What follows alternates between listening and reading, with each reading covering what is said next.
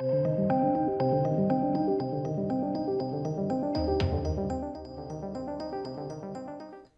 welcome back to the channel, ladies and gentlemen. So, a lot of people heard these rumours of Pedro Pascal on the set of The Mandalorian causing a big fuss. He was being a diva.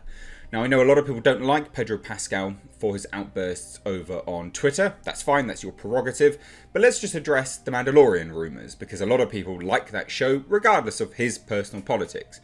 And when we heard all of this news coming out about these rumours and things like that, it was purported mainly by Grace. Midnight's Edge sort of touched on it briefly, I believe. And I think it was perpetuated largely by Doomcock. Now, all of these people had their own sources and such forth. And then they, some other people kind of doubled down on further rumours saying, well, it's gotten so bad that actually Pedro Pascal quit halfway through season 2. Right, that's very clearly, from the evidence here anyway, not true. In terms of quitting anyway, very clearly, because we've seen that. Now then, the other part of this whole thing is that a lot of people are like, well, if it's not true, why has he not come out and said it? Well, he has now. And those people, I'm sure, will maybe double down on it and just say, well, whatever, he's just lying. And this is that kind of win-lose, lose-lose, win-win. You can't get anywhere situation. But I thought we'd cover this because I do find it interesting. I know that Grace Randolph has doubled down on this and everyone's going, yes, queen, blah, blah, blah, you go, girl. It's like, mate, you can just admit that you're wrong. It's fine. Like, calm down, So anyway, this article's linked down below. We'll check it out. At the time, I said I don't believe it. I don't see why he would give up this gig. It just sounds silly. I think it's just been blown way out of proportion. Midnight's Edge took a very middle-of-the-line approach. They said, well, we've heard something, but apparently it's all been resolved. I think that was basically the gist of it. So anyway, the Mandalorian and Wonder Woman 1984 actor Pedro Pascal recently responded to rumours that he had become disgruntled and difficult on the set of The Mandalorian because he was having to wear a helmet. Now again, this is just him disputing it. It may still be true. We won't know. We won't know at all. It's one of those things. But it does seem to indicate it's probably bogus. Now, those rumours came from Scooper and YouTuber Grace Randolph back in September during her The Mandalorian Season 2 trailer reaction video. What this article doesn't mention is that they were perpetuated by Doomcock as well. So in the video, Randolph claimed while filming Season 2, Pedro Pascal really wanted to have some scenes with his helmet off. However, she noted, the Mandalorian creative team won't budge on this. She would then go on to say, so Pedro Pascal, from what I've heard from 2 sources now, was frustrated about this and also was pretty darn uncomfortable in the Mando suit on set. So he became difficult. And then the final straw, even though he was difficult to be around on set, the final straw was that he went to Lucasfilm, and from what I've heard from my sources, to try and get them to intervene on his behalf. So when Pedro Pascal went to Lucasfilm, the Mando team was like, you know what, you should just go. And Pedro Pascal did. And that happened halfway through filming. So apparently he quit halfway through filming. Clearly not the case. Very clearly not the case because of the show. Randolph went on to describe Pascal's exit as pretty bad with both sides upset, right? However, in a recent interview, Pascal was asked if he wanted to have his helmet off in future Mandalorian episodes. And the actor would respond with, no, that is not true, actually. It's a really wonderful way of telling the story. It's always been a clear creed for the character and the collaborative process for the whole thing. We've all been on the same page with this, I think. What I want is for them to make the best show possible, however they get that done. And this is the excerpt. I'm not going to play it, but you can find it down below. But that is literally exactly what he says. And this person obviously tagged Grace Randolph in it saying, hey, looks like you've been found out, bruh. And she doubled down again. Oh, again. Randolph responded by saying, my report, which I stand by, was in support of Pascal. Okay? And he handled this question as a pro. It's a business. People said Whedon was great to work with on Justice League when it came out to protect the film. I just hope Star Wars treats Pascal like the asset he is going forward.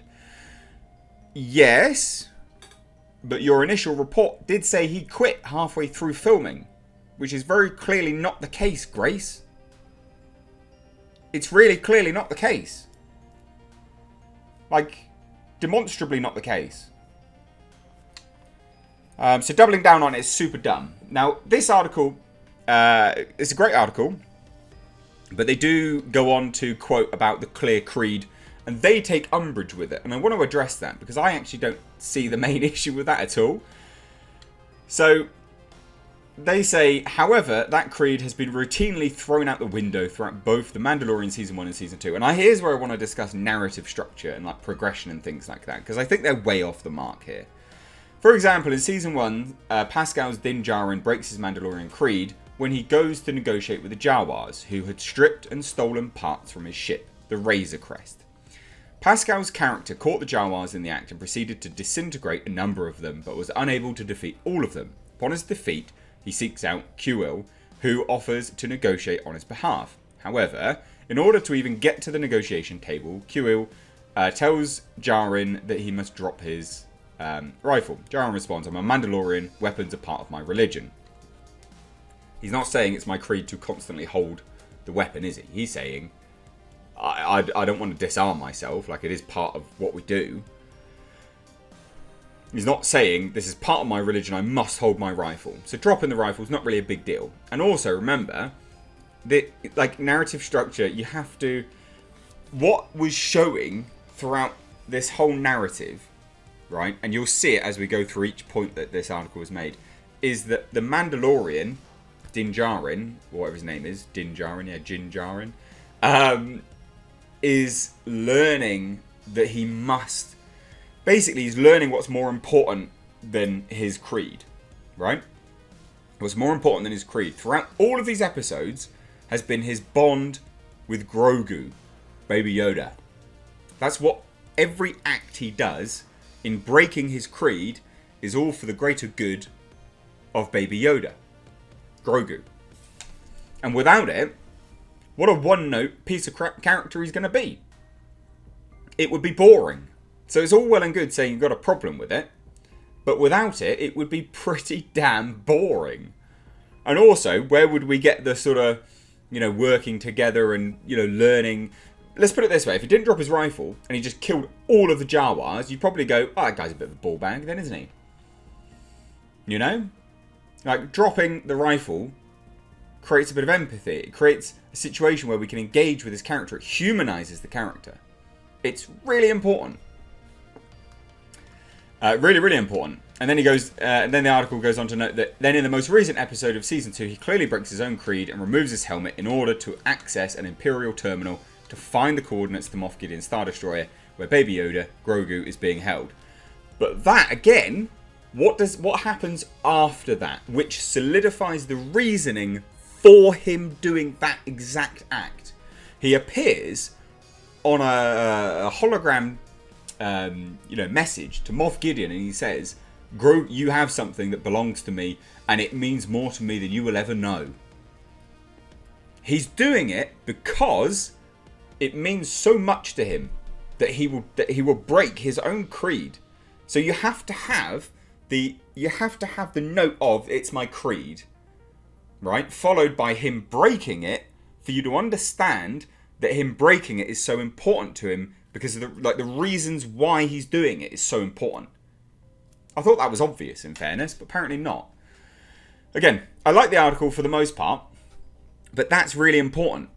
So, one, Grace Randolph, you've been proved wrong. Just stop doubling down. You sound like an idiot. Secondly, the whole thing about him breaking his creed and things like that is narrative structure. If he didn't bang on about it all the bloody time, my creed, it's against my creed, then him going to make these, there would be no sacrifice.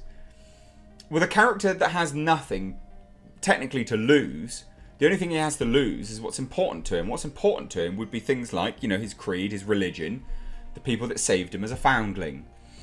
So to show that he's willing to give all of that up to save that Baby Yoda thing, that Grogu, right? Because it means so much to him. He's created this bond. Which, again, furthermore, you have to have those things because you rarely see the character's face.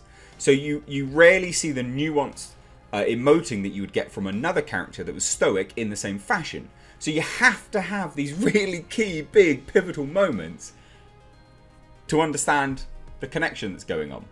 So I don't really see an issue with it at all. But anyway, it's funny.